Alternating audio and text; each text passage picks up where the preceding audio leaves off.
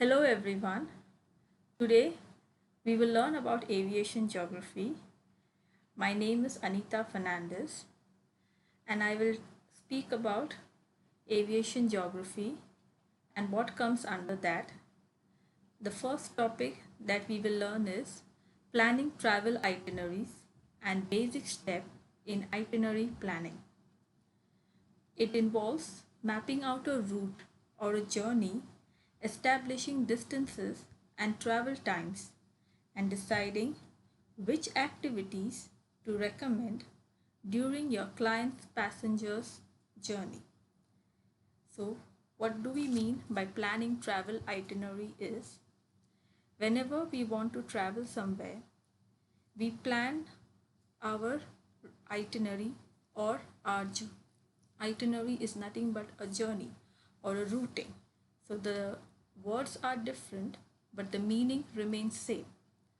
So whenever we travel in beforehand, we plan out where are we going, from where are we beginning, and where we will reach, and then what next we will do. So all those things are included in our planning. So it involves mapping out a route, means our journey, whatever we are planning to go, we are supposed to map out. Map out means we are supposed to know from where our origin is, from where we will begin our journey, where will be our destination, where will we reach.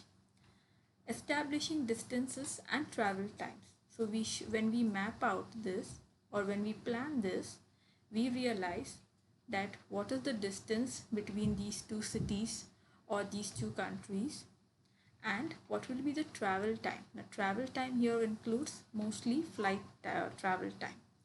Okay, and if there are hotel and any other modes of transport included in the journey, then that will also be added. But basically it is about flight travel time and deciding which activities to recommend during your client's journey.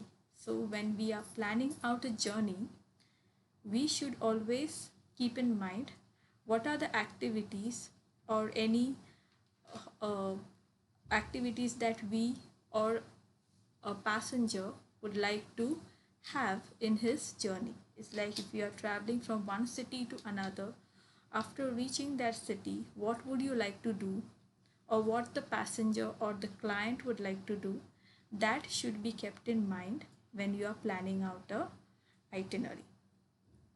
It is an essential function for a professional travel agent and an effective way to gain clients' trust. So, as a travel agent, you do the itinerary, you plan the booking. So, you have to be a professional travel agent, and how you can be by showing your effective way by gaining his trust. How you will gain the trust of the client or the passenger? By mapping out his itinerary, by calculating the distance and the travel time and any other activities that are included. So all this helps to make a travel agent a professional one. So now let us see what is involved in this. It involves five categories. So traveling itineraries involves five categories. The first one is pace. How quickly or slowly an itinerary moves. Means if a passenger is traveling from one city to another, will he reach in a short time, or will he take quite some time in the flight, or will he reach today, or will he reach tomorrow? All that comes under pace. Example, if a passenger is traveling from Mumbai to Goa and the flight timing is 1 hour, so the passenger will of course immediately reach. So he will quickly, his itinerary will move.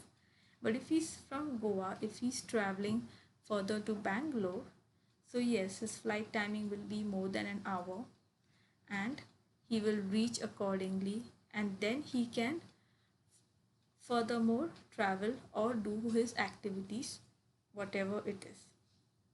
So that means pace is important because it will help the passenger to know how quickly or slowly his itinerary or his routing or his booking will move. The second is interest. Client trip is to match with his or her interest of activities and attractions along the way. When a passenger wishes to do the booking, we should keep in mind his interest or the passenger's interest or the client's interest. As a travel agent, you are not supposed to put your interest on him. If he likes horse riding, he will tell you that or she will tell you that. You are not supposed to suggest or you are not supposed to give him that option.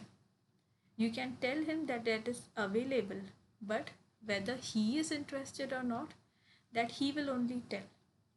Or whatever else he prefers to show his interest, that has to be kept in mind as a priority, and the booking has to be done accordingly. The third is details. Reconfirming all ground handlers and transport. This means when you are doing a booking, you have to check with the ground handler, that is nothing but the airline staff who are working at the airport or at the call center. You have as a travel agent, you are supposed to check whether all the details of the flight are confirmed and the transport is done accordingly, that the passenger should not miss the flight or the flight is on time or the flight is delayed or cancelled. All this has to be reconfirmed by the travel agent from the airline and have to be accordingly told to the passenger. Necessary information like filling passport and all essential documents, they have to be done by the travel agent.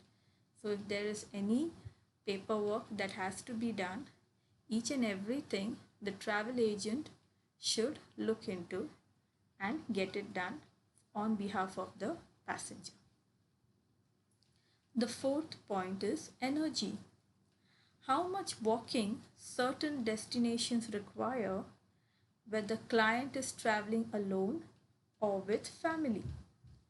So in some travel journeys or in some itineraries, a passenger has to walk a lot, that can be inside the airport or outside the airport or whatever his journey includes in that.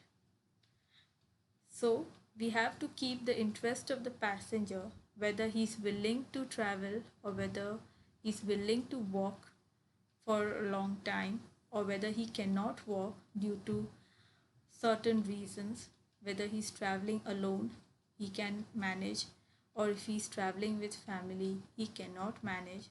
All these things have to be kept into consideration and accordingly the booking has to be done or the travel itinerary or the routing has to be planned. The fifth one is routing. It is important as a travel agent to plan both an interesting and efficient routing for your client. So as a travel agent, when you work in a travel company or in an agency or at the airport as an airline staff, as a travel agent, you are supposed to plan an interesting and efficient routing for the client. Interesting so that the passenger doesn't get bored with the routing and he will reach quickly and he will get his work done and enjoy his stay. And it should be efficient also in a way that if he is traveling on a business trip, it should make sure that his flight timings and all are feasible to him. It should be convenient to him. So whatever booking you as a travel agent do, it has to be according to the interest of the client. You cannot do the routing as per the availability or as per your interest. You have to keep the interest of the passenger, and according to the availability of the flights and according to his convenience, the routing has to be done.